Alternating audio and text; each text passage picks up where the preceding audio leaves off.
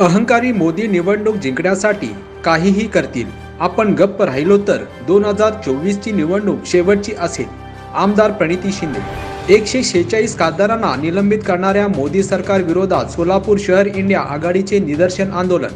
22 डिसेंबर 2023 रोजी संसदेत जनतेच्या मूलभूत प्रश्नांविषयी आवाज उठवणाऱ्या इंडिया आघाडीच्या 146 खासदारांना निलंबित करून मोदी सरकारने हुकुमशाहीचा कळस गाठला आहे. याचा निषेध करण्यासाठी मोदी सरकारच्या हुकुमशाहीच्या विरोधात इंडिया आघाडीचे नेते मंडळी यांच्या प्रमुख उपस्थितीत सोलापूर शहर इंडिया आघाडीच्या काँग्रेस, राष्ट्रवादी, शरद पवार गट, शिवसेना, उद्धव ठाकरे, आम आदमी पार्टी, समाजवादी पार्टी वतीने जिल्हा परिषद सोलापूर पूनम गेट येथे निदर्शन आंदोलन करण्यात आले. यावेळी मोदी आणि भाजपा सरकारच्या विरोधात जोरजोरात घोषणेबाजीने परिसर. या इंडिया आघाडीच्या आंदोलनात मोदी सरकारवर हल्लाबोल करताना आमदार प्रणिती शिंदे म्हणाले की काही दिवसांपूर्वी संसदेत काही लोक घुसले होते. ते लोक सुरक्षा व्यवस्था भेटून कसे घुसले हे विचारणाऱ्या, संसदेत आव्हान देणाऱ्या, जनतेचे प्रश्न मांडणाऱ्या इंडिया आघाडीच्या 146 खासदारांना निलंबित करून हम बोले सो कायदा होईल हे मोदी सरकारने दाखवून दिले. याचा आम्ही निषेध करतो. ज्यांच्या फासावर हे संसदेत आले त्यांचे निलंबन होत नाही. अत्याचारी ब्रजभूषणाचे निलंबन होत नाही, पण प्रश्न विचारणाऱ्या खासदारांचे निलंबन करण्यात आले.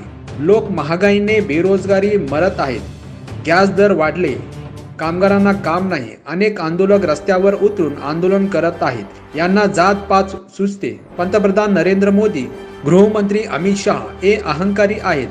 काहीही झाले तर प्रश्न विचारायचे नाही. असे असेल तर लोकशाही कसे टिकणार? संसदेत विरोधकच नसले तर जनतेचे प्रश्न मांडणार कोणी? अहंकारी मोदी निवडणूक जिंकण्यासाठी काहीही करतील. आपण गप्प राहिलो तर 2024 ची निवडणूक शेवटची असणार आहे. लोकशाही सुद्धा राहणार नाही. आपण जात पात, धर्म, महागाई, बेरोजगारी विरोधात लढत आहोत. या आपल्या सर्वांचा एकच शत्रू, तो म्हणजे भाजपा. लोकशाही वाचवण्यासाठी, डॉक्टर बाबासाहेब आंबेडकरांचे संविधान, गांधी नेहरूंचा देश अखंड ठेवण्यासाठी, गोरगरिबांचा आवाज उचलण्यासाठी आपण सगळ्यांनी तो संकल्प धाडस मनात ठेवून कोणत्याही प्रश्नी, कोणत्याही निवडणूक सर्वांनी एक होऊन लढायचे. सामान्य लोकांना पर्याय पाहिजे, यासाठी आपण सर्वांनी लोकांपर्यंत घरात पोहोचले पाहिजे. तुमच्यासोबत देशाचा पंतप्रधान नाही, पण आम्ही सोबत आहोत हे दाखवून दिले पाहिजे.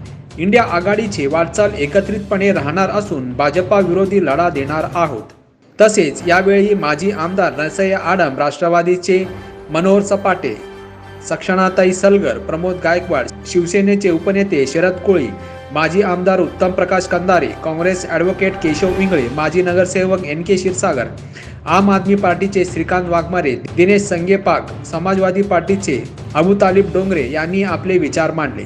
सत्यविजय न्यूज संपादक मल्लाया स्वामी.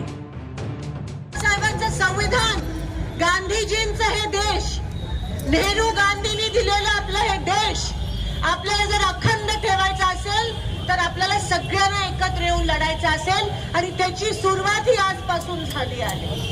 आणि तरच लोकशाही जिवंत राहील, तरच गोरगरिबांचा आवाज जिवंत राहील. आज एकीकडे आपण बोलतोय, तिकडे अंगणवाडी सेविका चा मोर्चा आहे. नागपूरचं अधिवेशन आताच गुंडाळलं. एवढे मोर्चे होते त्या ठिकाणी ह्या वेळेस मी तुम्हाला सांगू शकत नाही. एवढे कारण का सगळे जण त्रस्त आहेत. कोणाचं भलं होत आहे?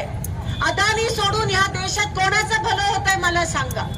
तिकडे अदानी पैसे कमावतो, इकडे आपल्याला आपले इलेक्ट्रिसिटी बिल एवढे दुप्पट त्रिप्पट येत आहे. गोरगरिबांना ते जमत नाहीये पैसे द्यायला. पाणी मिळत नाहीये, पाण्याचा टॅक्स ज्यांच्याकडे नळ नाही त्यांच्याकडे देतोय. अरे एवढी हिंमत असेल तर घ्या ना महापालिका निवडणुका. का घेत नाहीत? आमच्या सोलापुरात एवढे दिवस प्रशासक नेमले, झोनवर कोणाचं नियंत्रण नाहीये. हे जे वरती होतंय तेच खाली होतंय. हे काय इकडचं नाही, हे सगळे 50 खोकेदारक आहेत ना. सत्तेसाठी रात्रंदिवस गुवाहाटीला आणि इथे तिथे काम केलं. तेवढेच कष्ट आमच्या गोरगरिबांसाठी केले असते तर तुमचं थोडंसं ते लाईट बिल जरी माफ झालं असतं. पण ह्यांना फक्त खोके पाहिजे, त्यांना दुसरं काही नको. आणि असं जर हे काय लोकशाहीच्या पद्धतीने निवडून आलेलं सरकार नाहीये, हे ना तुम्ही मतदान केलं नाहीये. हे फक्त ईडीच्या भीतीने आणि 50 खोक्याच्या लालचनी निवडून पण नाही, एकत्र आलेले हे सगळे खोके बोके आहेत. आणि म्हणून अशा लोकांपासून आपण सावध राहायला पाहिजे. आज आपण या ठिकाणी निषेध करत आहोत कारण का 146 खासदारांचं निलंबन झालं आहे. याच पद्धतीत आपण एकजुटीने लढलं पाहिजे. मला माहितीये काही लोकांना वाटतं की आपण आवाज देऊन काय होणार आहे, हा माणूस त्याला जे करायचं ते करणार आहे, पण तसं नाही आहे. 146 खासदार है जिनका सस्पेंशन हुआ है, उसके विरोध में हम पूरे देश में आज इंडिया आघाड़ी के माध्यम में से उसका निषेध कर रहे हैं. क्योंकि जो मोदी जी एक अहंकारी प्राइम मिनिस्टर है कि उनके खिलाफ कभी कोई कुछ बोले संसद में, जब लोकशाही को एक डायनामिक लोकशाही में एक कॉन्क्रीट ऑपोजिशन बहुत बड़ा रोल प्ले करता है. भाजपा के पूर्व प्रधानमंत्री, चाहे वो अटल बिहारी जी वाजपेयी हो, चाहे वो उनके अनेक प्रधानमंत्री हो, हमेशा एक कॉन्क्रीट ऑपोजिशन को रिस्पेक्ट दिया है. लेकिन आज मोदी जी वो दे नहीं रहे हैं क्योंकि वो इतने अहंकारी हो गए कि उनके खिलाफ अगर कोई सवाल उठता है तो या तो उनके ऊपर ईडी आती है या तो वो उनका सस्पेंशन किया जाता है.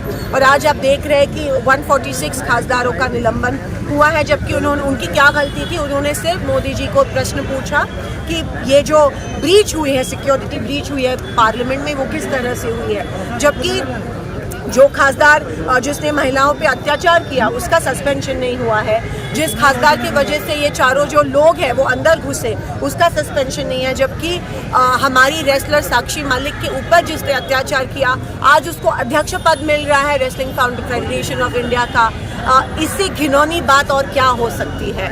और इसका निषेध करते हुए आज इंडिया अलायंस हमारा हम बीजेपी का विरोध कर रहे हैं, हम धर्म जात पात का विरोध कर रहे हैं, हम महंगाई का विरोध कर रहे हैं, हम बेरोजगारी का विरोध कर रहे हैं. और कल से आप देखेंगे कि हम जो विरोध कर रहे हैं वो हम घरों में पहुंचने वाले हैं. जिस आम आदमी का आवाज़ मोदी जी दबाने की कोशिश कर रहे हैं उसको हम आवाज़ देंगे, उसको हम साथ देंगे. और इंडिया आघाड़ी ज़रूर लोकशाही के लिए लड़ रही है और हमारा देश बचाने के लिए.